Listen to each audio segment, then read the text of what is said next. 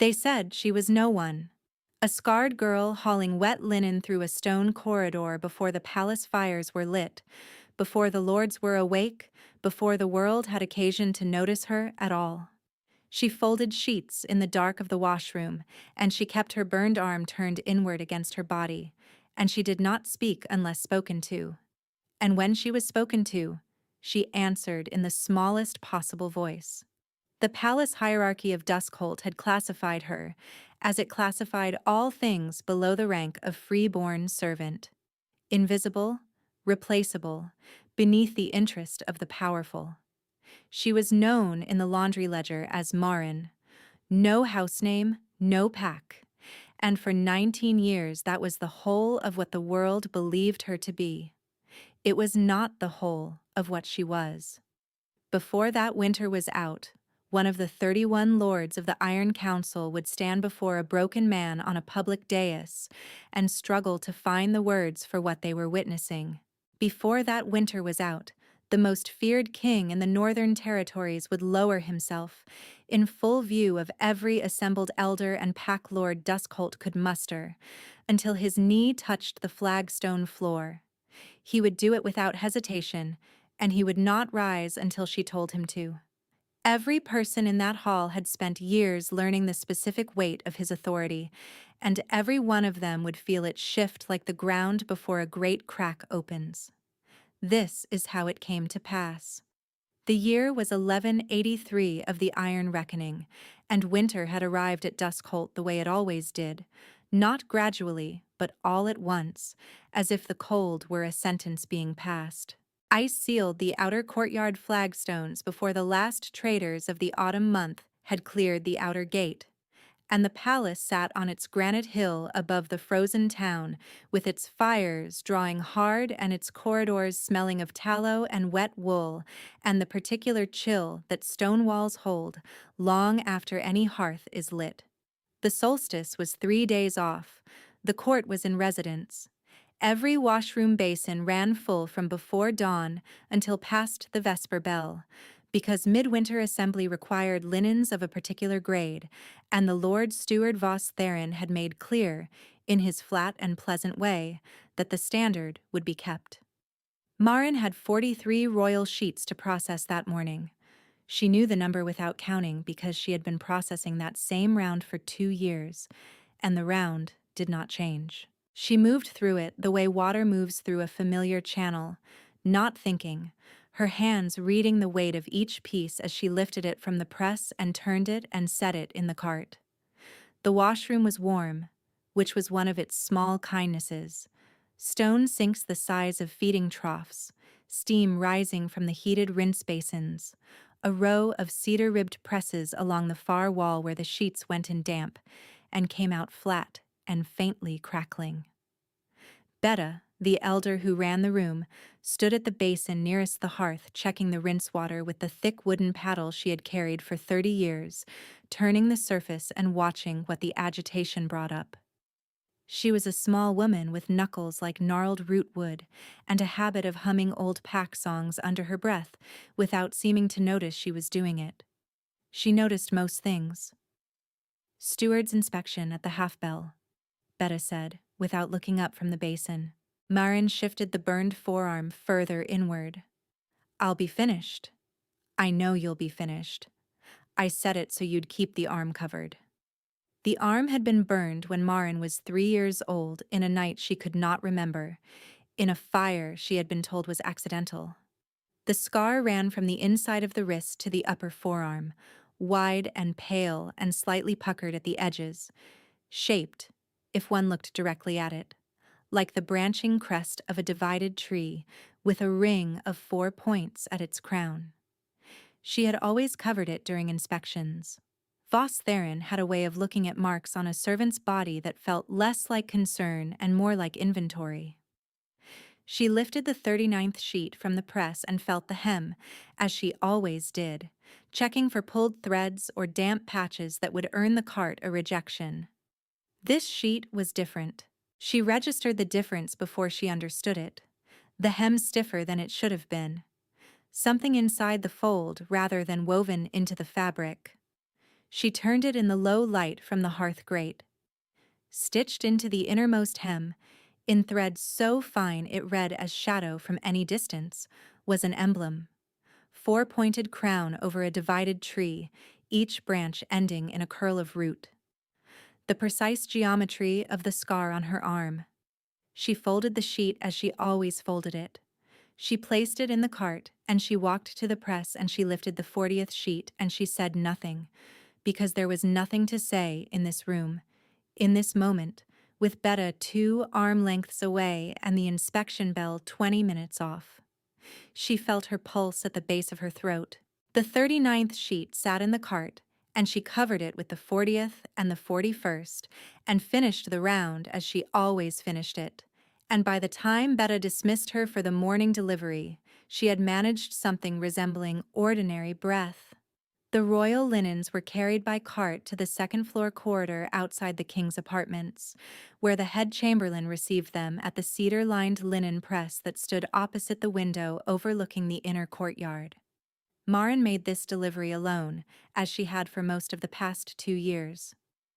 The chamberlain, a spare man named Edric, who managed his own invisibility with great precision, would log the cart against his count and send her back down. She liked the delivery for the same reason she liked most solitary tasks. It required attention and rewarded stillness, and the second-floor corridor had a window that caught the early light off the frozen courtyard in a way that was worth looking at for the 30 seconds it took Edric to run his count. That morning, the corridor was not empty when she arrived. He stood at the window, not at the linen press, not in the doorway of his apartments, but at the window, in the same light she had come to think of as hers for those 30 seconds, looking down at the ice-sealed courtyard below. Maren had seen Lucian Silvermane at a distance before. Most palace servants had, across a great hall or at the end of a long corridor. Up close, he was less the idea of power than its physical fact.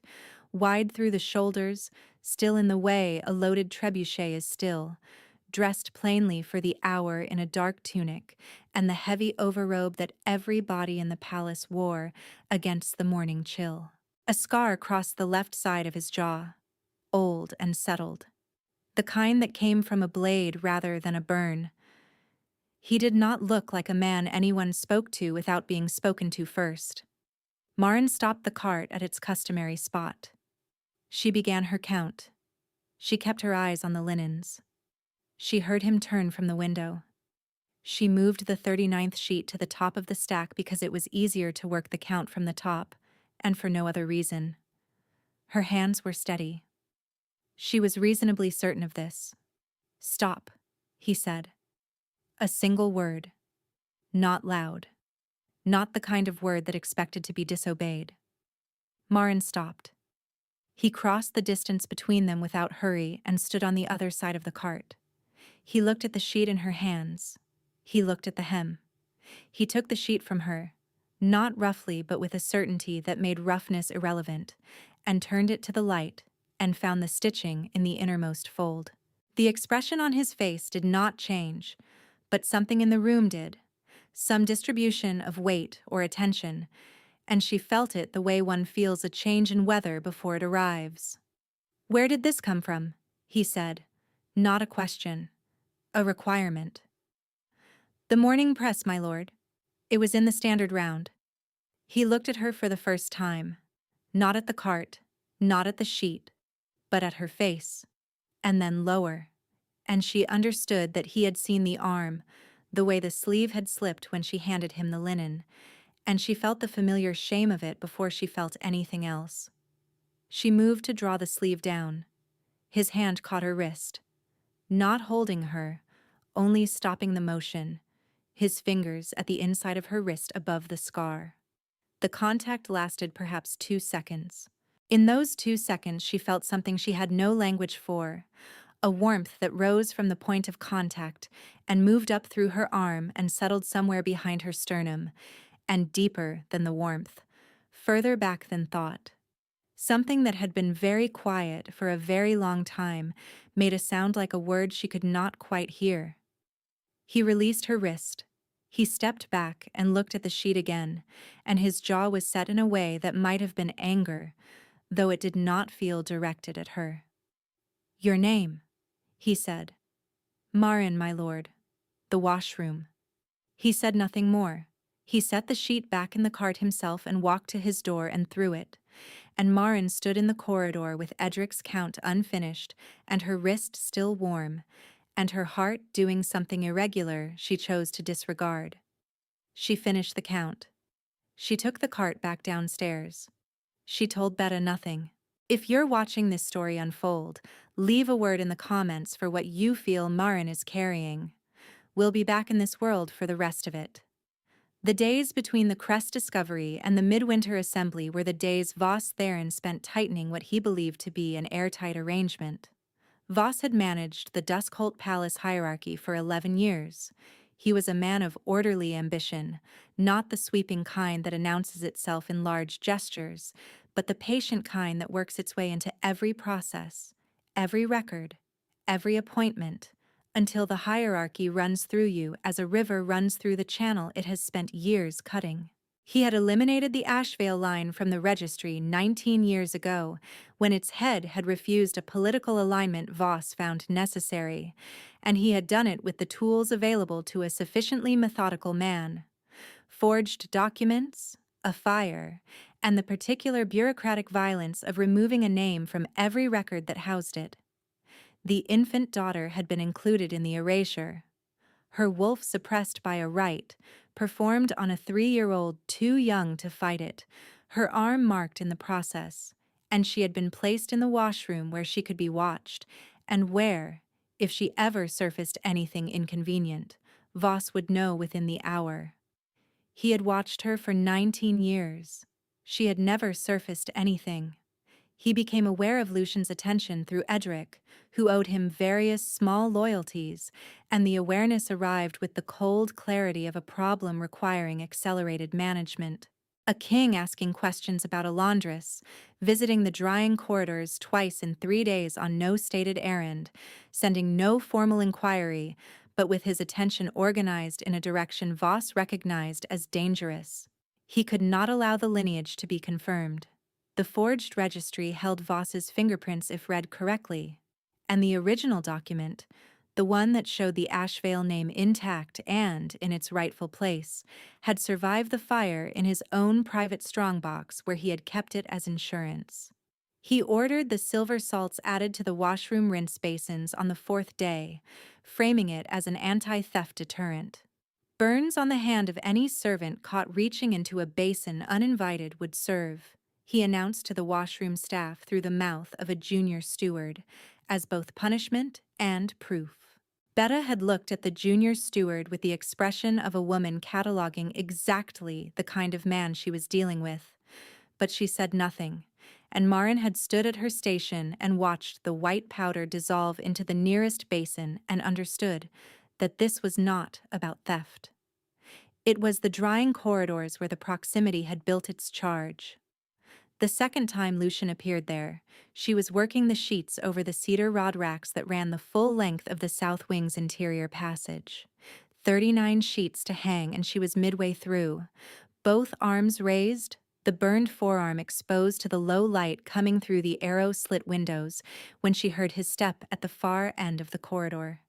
The walk of a man accustomed to rooms emptying ahead of him. She did not lower her arms.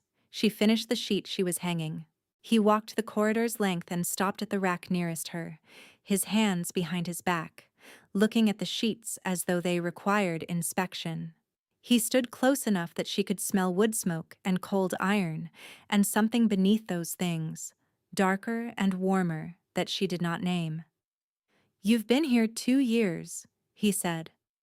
Not to her exactly, in the way of a man thinking aloud and choosing to do it within her hearing. "Yes, my lord." And before? The outer laundry. 1 year. Before that? She stilled her hands on the next sheet. "I don't have a before that, my lord. The outer laundry was where I began." He turned and looked at her, and the quality of the look was not the inventory look she associated with Voss and his deputies. It was something more careful. something with more weight in it than a scarred laundress from the outer washing hall warranted, and the disproportion of his attention was the thing she could not rationalize away, no matter how plainly she reached for the obvious explanation that he was looking for the sheet's origin, that she was a detail in a larger inquiry, that she meant nothing here except as a source of information. "The arm," he said. She turned it inward again. "Show me." Again that quality, not an order, a requirement. The distinction mattered, though she could not have said how. She turned the arm back. He looked at the scar for a long moment without touching it. "How old?" he said. "I was told it was always there, my lord." Something moved across his face, quick and shut away again, that she recognized at some pre-conscious level as pain. He left without another word, and she stood in the drying corridor with her arms still raised and the sheets hanging around her like a pale audience, and the warmth in her sternum was not a sensation she was willing to examine in any depth. The third time was at the linen press. She had a basket of flatwork to run through, and the press required 2 people to operate at its full width. And the palace standard required full width for royal linens, and the second set of hands was usually Betta's. But Betta had been called to the washroom inspection, and Marin was working the press alone, which was slower, but not impossible. She had one arm on the lever and was distributing the sheet with her other hand when the far side of the lever was taken by hands larger than her own, and the press completed its cycle in the proper way, and when she looked up, he was standing across the press from her with his hands on the crossbar and an expression that gave nothing away. "You shouldn't be doing this alone," he said. The automatic response, "My lord, I manage," rose in her, and she did not speak it, because there was something in the directness of his voice that made the deflection feel dishonest. "I don't have a second," she said. "You have one now." They ran 4 more sheets through the press together in silence. His hands knew the mechanism, which meant he had watched it worked from close range, and she did not ask when or why.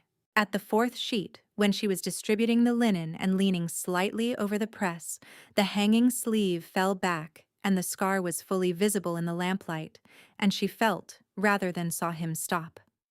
"Marin," he said. Her name in his mouth was a different word than it had ever been. She looked up. "When the inspection comes, stay in the inner washroom, not the outer corridor." He picked up the 4th sheet and loaded it himself. "Do you understand me?" She said she understood him. He finished the sheet, and he left.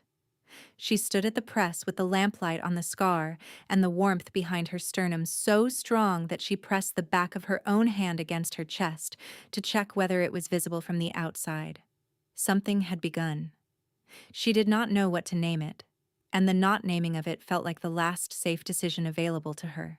The same afternoon, in the registry office on the 3rd floor, Voss withdrew the original Ashvale document from his strongbox and stood looking at it for a long time, and then submerged it in a ceramic basin of water he had ready, watching it darken. A moment later, when he found the paper did not dissolve quickly enough to satisfy him, he added the silver salt solution, the concentrated kind, the kind the washroom basins held at a working dilution. In the silver-laced water, the ink would break apart inside 3 hours and the fiber would follow. He replaced the basin on the floor, pulled the office door shut, and went to find a soldier to arrange the morning's labor camp sentence, which he would file as a standard infraction. He did not know that Marin had passed the open registry office door that afternoon with a cart of 3rd-floor linens, and that she had seen him, through the narrowing gap of the closing door, crouching over the basin. She had seen the paper. She had recognized, from the corner of the submerged page that broke the water's surface, the precise shape of the header she had spent 2 years finding means to read. The words she had never been able to confirm were there. Ashvale. The name Betta had once spoken in a low voice on a cold evening and then never spoken again. She finished her round. She returned the cart to the washroom. She told Betta that she thought Voss had put something in the basin upstairs. Betta went still in the way of a woman reassessing a situation in real time. The rinse basin on 3? Yes. With what concentration? Same as ours. Betta looked at her for a long time with the paddle motionless in her hands. Then she said quietly, "If there's a paper in that basin, it burns through in 3 hours." I know.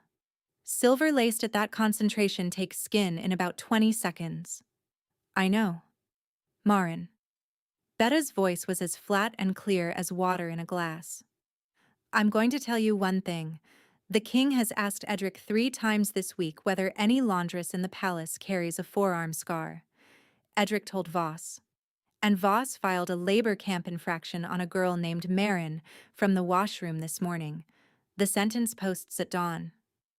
The washroom was very quiet. The fire in the hearth made its small sounds. Outside, the solstice wind moved against the stone of the outer wall.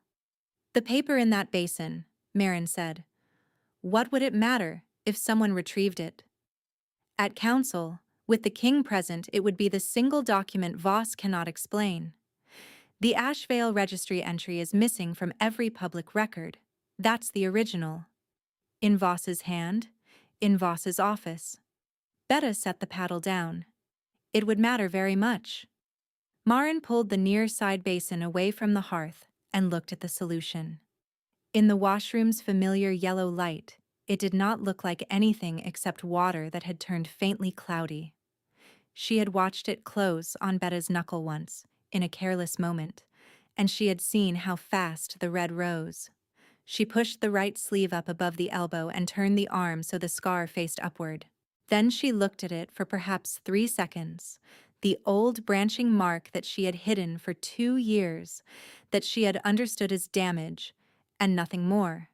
And she pushed her arm into the basin up to the elbow and felt the cold of it before the burn registered and reached along the old scar line like a coal pressed slowly from wrist to forearm. She found the paper by feel, folded at the basin's bottom, and lifted it free. The silver had not yet done the ink, only the outer fiber was affected, and the header was still perfectly legible, and the body of the document below it, and the registry seal, and the name of the registrar who had logged it, and, in the lower margin, the notation that made it evidence rather than history. Altered LVT, the initials of Lord Steward Voss therein. She set the paper on the cedar rack above the hearth to dry carefully. She held her arm in cold, fresh water from the pump for a long time. The burn ran deep now. The scar re-scarred. The old mark thickened with new heat. And Betta wrapped it without comment in linen strips soaked in the medicinal paste kept in the cold cupboard, and tied the wrap with the efficient knot of a woman who has dressed a wound before and knows that commentary costs more than it gives. Where does the king take his morning reports? Marin said. You're sentenced at dawn, Betta said. Where does he take them? Betta looked at her for another long moment. The small council anteroom, South Tower, before the assembly bell. Marin laid the paper flat on the cedar shelf and watched the last of the damp clear from its surface. The restored document breathed there in the hearthlight, every letter intact.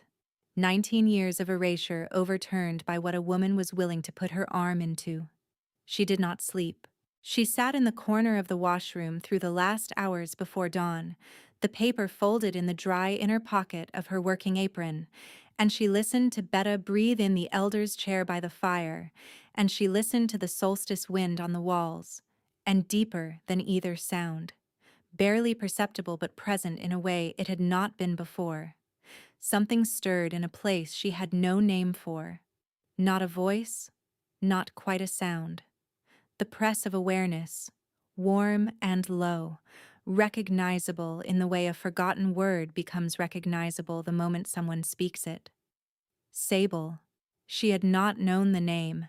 It rose from somewhere beneath memory, beneath the event history of her life, from whatever remained of a 3-year-old girl before the rite that locked it down, and with the name came a sensation like a door turning on its hinge, not open yet, not yet, but moving. She was standing outside the South Tower anteroom when the sky above Duskholt was still black. The corridor was cold and lit by a single oil lamp at the passage turn. She had not considered what she would say until she was standing there, and the consideration came out to a short list.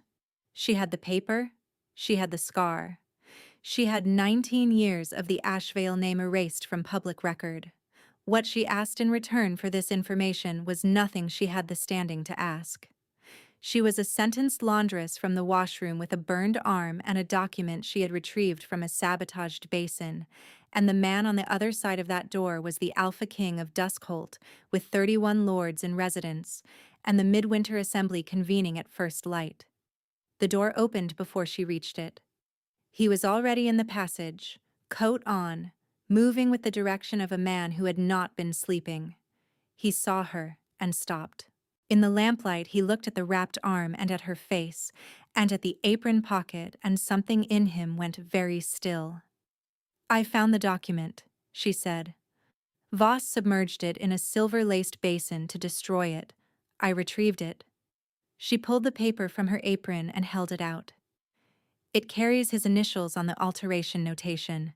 It places the Ashvale name in the registry at a date Voss's forged version claims was always blank." He took the paper. He opened it and read it in full, standing in the corridor, and she watched the line of his jaw, and she saw the moment he found the notation in the lower margin, and she saw what happened to his face in that moment, and it was not what she had expected. It was not triumph, not calculation. It was something older and closer to grief. The face of a man reading proof of a loss that was 19 years old, but had just become concrete. He lowered the paper and looked at her arm. "How long were you in the solution?" "Long enough." "That's not what I asked." "Long enough to retrieve the document, my lord." He said her name again, the way he had said it at the press, and she heard in it the thing she had been refusing to hear, the weight of it, the specific quality of a man who had not spoken a name with that much care in a very long time. "There's a sentence posted on you," he said. "Dawn." "I know." "Then we have perhaps 40 minutes before Voss moves it forward." He folded the paper into his coat and turned back into the anteroom, and she stood in the corridor until he said, without looking back, "Come in." She went in. "Marin's friend, stay with this story. Something is about to break that cannot be put back together. Come back after this moment." The midwinter assembly bell rang with the dawn and the hall filled. Marin heard it from inside the South Tower anteroom, where she had stood for the better part of an hour, while Lucian sent for the 2 council lords he trusted, and spoke with them in terms low enough that she caught the shape but not the substance. The hall below would have the full 31 lords and pack elders by now, their banners hung in the order of precedence, their seats arranged in the iron reckoning's prescribed semicircle around the dais. The midwinter opening was always a formal hour, the Lord Steward presenting the administrative calendar, the king presiding, the court assembled as a body. It was the most witnessed hour in the palace year. She was brought in by a different corridor than she expected. The 2 guards Voss had assigned to her arrest found her at the anteroom door at the appointed time, and escorted her into the hall by the servants' passage, which opened at the far left of the chamber, below the gallery. She entered with her wrapped arm against her body, and her chin level, and 43 feet of firelit hall between her and the dais, and every head in the room turned. She had never been in the assembly hall. She had folded its linens for 2 years, but she had not been in the room itself, and the scale of it was a different matter than imagination had prepared her for. Long torchlight from the bracket rings on each stone pillar. 31 faces turning in stages as they registered the sentence escort and its subject. Voss at his steward's podium on the right side of the dais, watching her entrance with an expression of careful completion, the look of a man watching an errand run out to its conclusion. The dais itself was empty. Lucian had not come in yet. Voss let her reach the center of the room before he spoke. "Marin, laundress, assign the washroom round. sentenced under the steward's warrant for conduct detrimental to the palace administrative order. His voice carried in the hall the way it had probably always carried, with the easy authority of a man certain of the room. The sentence is transport to the Northern Labor Camp, to commence at the close of this assembly. There was no particular response from the council. 31 lords and pack elders watching a laundress in a serve-notice escort was not an unusual event. She was a detail in an administrative procedure, which was exactly the category Voss needed her to remain. "The warrant cites no specific act," said one of the council lords near the left pillar, a heavy man with a gray beard and the deliberate voice of someone who had read the notice just now for the first time. "The warrant covers a class of conduct," Voss said. "The specifics are in the registry's administrative ledger, available for review." "I would like to see the registry entry for the Ashvale family of this province," said a different voice from the hall's right side. And the room changed. Lucian stood in the main entrance, not the dais entrance, the hall's main doors, which had opened without any prior announcement. He wore the full formal overrobe of the midwinter sitting, dark wool with the iron ring closings, and he carried nothing in his hands. He walked to the dais at the pace he walked everywhere, without urgency, and mounted it and stood at its center. And the entire hall reorganized around his presence, the way the near-side pillar flames tilted when the main doors opened, drawn in a single direction. "The Ashvale registry entry," he said to Voss now, directly. "Show it." Voss was silent for the span of 3 heartbeats, a span the hall would remember. "The Ashvale line was removed from the registry by administrative review 19 years ago. The entry no longer exists." "Show the review documentation." "The documentation is in archive, my lord. This is not the proper venue for administrative inquiries." "Show it," Lucian said again, and the second time it was something else, not an administrative request. Voss held his ground. He was good at this. He had held his ground in this hall many times against many pressures, and the talent for it was real. "The documentation will be produced at the proper venue. This assembly is convened for the midwinter calendar, not a registry dispute." Lucian reached into his coat. He removed a single folded piece of paper and held it up so that it was visible to the gallery and to the full assembly floor. "This is the original Ashvale registry entry. It was in Voss Theron's private office. It carries the Ashvale name intact and in good order, and it carries an alteration notation in the lower margin. Those initials belong to the Lord Steward." The silence in the hall was the specific silence of a large body of people revising what they have understood to be true. "That document was destroyed," Voss said, and the sentence destroyed him, because it told the hall precisely how he knew what it contained. One of the lords on the right spoke. Then 2 from the left. Then the gray-bearded man near the pillar rose from his seat, and what followed was not chaos, but something slower and more permanent, the sound of an assembly reaching a conclusion. Voss did not speak again. He appeared to have made a calculation and then, for the first time in his administrative life, to have found that the calculation did not balance in his favor. The guards who escorted Marin to the hall were the king's men, not Voss's, a distinction she had not registered when they arrived for her.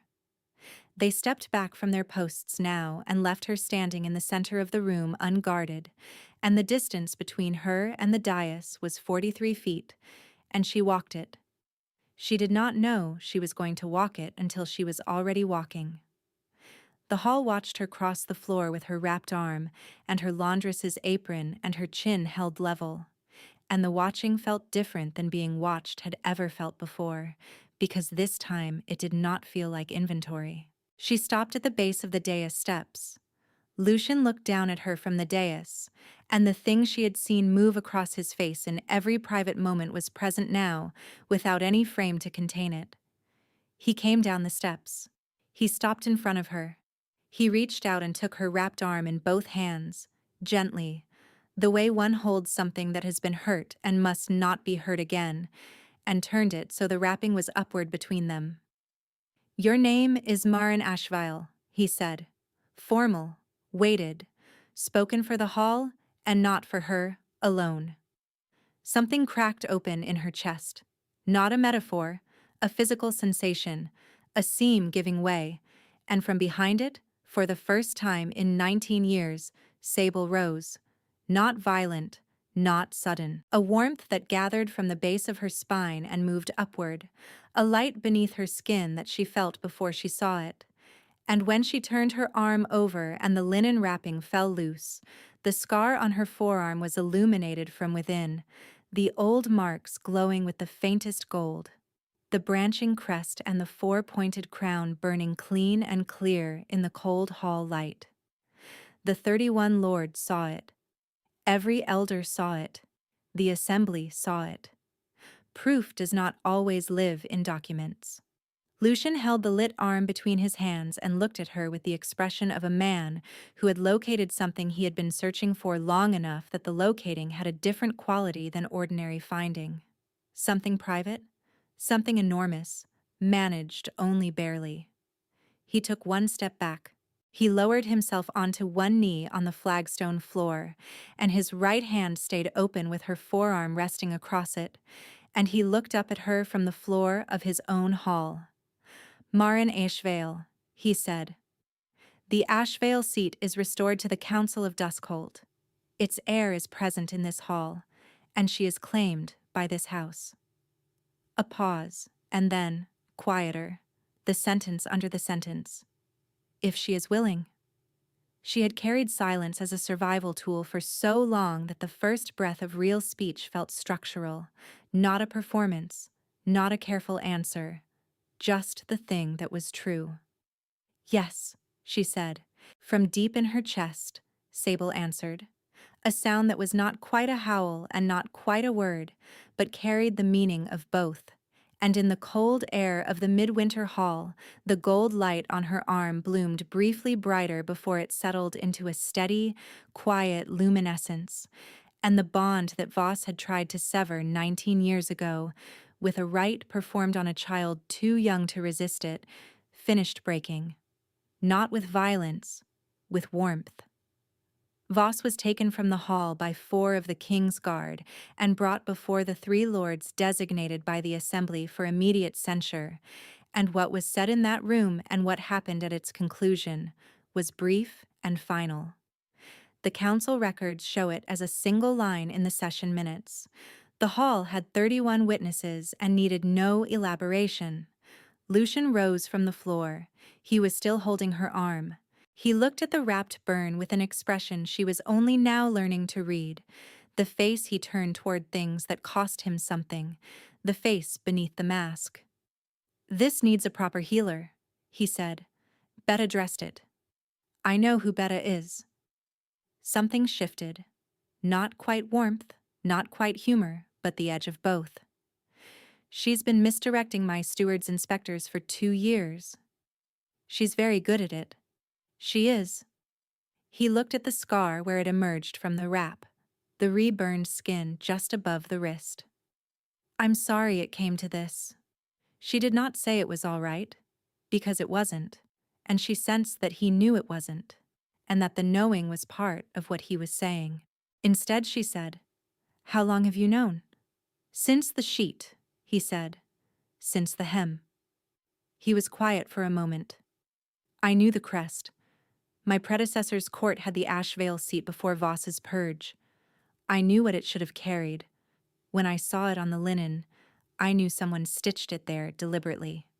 He turned her arm slightly, looking at the mark in the hall's firelight, the gold having faded now to the faintest trace. I did not know where to look for the heir. And when you found me? I recognized what you were before I could confirm it. He looked at her. That is a difficult position. She understood him to be speaking about more than the registry. The hall was moving now, lords in conversation, guards reorganizing the space, the administrative machinery of the session beginning to record and formalize what had happened. In the arch of the servants' passage at the left of the chamber, Betta stood watching. She was still holding the wooden paddle. She had, apparently, walked from the washroom to the hall during the 40 minutes of the anteroom and had arrived through the passage in time to watch the lit scar and the knee on the flagstone. And now she stood in the archway with an expression Marin had never seen on her face, not the sardonic patience of the washroom, not the flat, protective stillness of an elder managing a difficult situation, but something open. Marin crossed the hall to the archway. "You knew," Marin said. "I knew who your mother was," Betta said. "I didn't know what was in the hem. The crest. Her design. She was gifted." The old woman looked at the wrapped arm. "You should have told me where the paper was. I'd have gone in for it myself." "Your knuckles can't take silver lacing. Neither can your arm." "My arm already had the scar," Marin said, and Betta looked at her for a long moment, and then looked away. And the paddle shifted in her hands, and she hummed 3 notes of an old pack song under her breath in the manner of a woman who has nothing more to say because the weight of the moment has used all available words. Lucian came to stand behind Marin at the arch. He said nothing. He was close enough that she could feel the warmth of him at her back, the specific warmth that was not the same as the warmth of the hall or the fire, the warmth with the deeper quality, the one she had felt at the linen press and refused to name. She named it now. The midwinter assembly of the year 1183 of the Iron Reckoning was recorded in the council minutes as the session that restored the Ashvale seat, censured the Lord Steward, and confirmed a claiming before 31 witnesses. The clerk who wrote it used careful, exact language. He did not record what the hall felt in the minute after the scar lit, and the king knelt, because administrative language does not have the vocabulary for what 31 lords look like when they understand that the thing they were trained to measure and classify and record has just measured and classified something back. The days that followed were not simple. Restoration is a form of construction, and construction is slow, and the palace that had operated for 19 years under one man's organized authority required considerable work to run without him. There were appointments to confirm, records to audit, a labor camp to inspect in ways that produced consequences. Marin was present for more of this than she had expected to be, not because anyone required her presence, but because Lucian kept asking her questions in a manner that made it clear the asking was not purely procedural, and because the questions were worth answering. Betta was given formal recognition in the restored Ashvale staff records as a protected household elder, which was a category the administration had not used in 19 years. She received the notification with the expression of a woman who finds all institutions faintly comic, but will take the protection because it is practically useful. She kept her spot at the washroom hearth and her cedar paddle, and she continued to hum old pack songs under her breath. The junior steward who had announced the silver salt policy to the washroom staff was reassigned to the outer grain stores, where there was less opportunity for creative declaration. The burn healed slowly. The palace healer, a precise woman who smelled of dried herbs and spoke in the registrar's careful syntax, unwrapped and rewrapped it each morning in the small room off the south tower that Marin had been given, and reported each day that the damage was healing cleanly, and each day Marin noted that the scar's shape, the branching crest and the 4-pointed crown, was clarifying rather than diminishing, as if the second burning had sharpened the mark rather than blurring it, as if her arm was keeping a record of what it had been asked to carry. Sable had not gone quiet again. This was the change Marin returned to in every still moment, the consciousness of that warmth in her chest, low and steady, entirely unlike the locked silence she had lived with for 22 years. She did not know yet what the wolf's full waking would be, what it would require of her, or what it would give back. But she knew the quality of it now, the specific warmth, and the occasional soft press of awareness from somewhere deeper than thinking, and she knew it was not a thing to be frightened of, however long the fear had been the default. The solstice night of the year 1183 fell cold and clear, which meant the sky above Duskholt was a particular shade of blue-black, with stars at a clarity the cloud-covered nights never achieved. Marin stood at the high window of the south tower room and looked at it, the frozen courtyard 4 floors below, the black pine forest at the territory's edge, the white line of the distant ridge where the iron-reckoning boundary stones were planted every 100 years. She had looked at winter before. She had looked at winter from inside the same walls, through the narrow washroom windows when she carried the morning linens and the ice was still on the courtyard stones. The view from up here was not a different winter. It was the same one, seen from above rather than below. Betta came in from the passage without knocking, which was Betta's custom, and stood behind her at the window with her arms folded and looked at the courtyard below. "Sleep," Betta said. "In a while. The arm aches when you stand." "The arm aches generally." Betta made a small sound that was not agreement and not disagreement but acknowledged the statement with precision. She set something on the low table near the window without announcement and turned to go. And Marin looked at the table and found a clay cup of the dried herb tea the old woman kept at the washroom hearth for nights, when the cold came hard through the stone. Footsteps in the passage, different from Betta's. Betta passed them in the doorway without speaking, which was a communication of its own, and Lucian entered with the courtesy of a man who is not accustomed to stopping in doorways but has made a specific decision to do so, and stopped in the doorway. He looked at her at the window and at the winter outside it, and at the clay cup on the table. "How is it?" he said. "The arm?" She turned from the window. "Ask the healer." "I have. I'm asking you." She considered this. "It's mine," she said. "I know what it's for now." He moved into the room and stood beside her at the window. Below, the ice-sealed courtyard reflected the star-heavy sky in a broken, shifting mirror. After a moment he reached out and took her arm, the wrapped one, the way he had taken it in the hall, and turned it between his hands. And she felt through the linen the warmth of him, and through that the deeper warmth she was no longer pretending not to know. "Marin Ashvale," he said quietly, "not for a hall, not for 31 witnesses, only for the window and the winter and the distance between them that was smaller than it had been." "Yes," she said. He opened his hand. The arm rested in it, the linen wrapping across his palm, the outline of the scar visible even through the bandage, the 4 points of the crest above the branching mark. He looked at it for a long moment with the face beneath the mask, the face she had learned was the real one, and his hand stayed open. Sable, in her chest, was very quiet and completely awake. The cold pressed at the window. The pine forest was dark along the ridge. Below in the courtyard, the ice held the stars,